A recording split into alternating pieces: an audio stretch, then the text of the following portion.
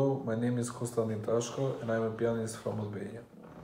I'm very happy to be in the finals of Friuli Venezia Giulia international piano competition, and I think this is a great opportunity for me to showcase one more time my skills, and is quite a challenge as well because I have to perform up to 1 hour and a half of music in 2 days.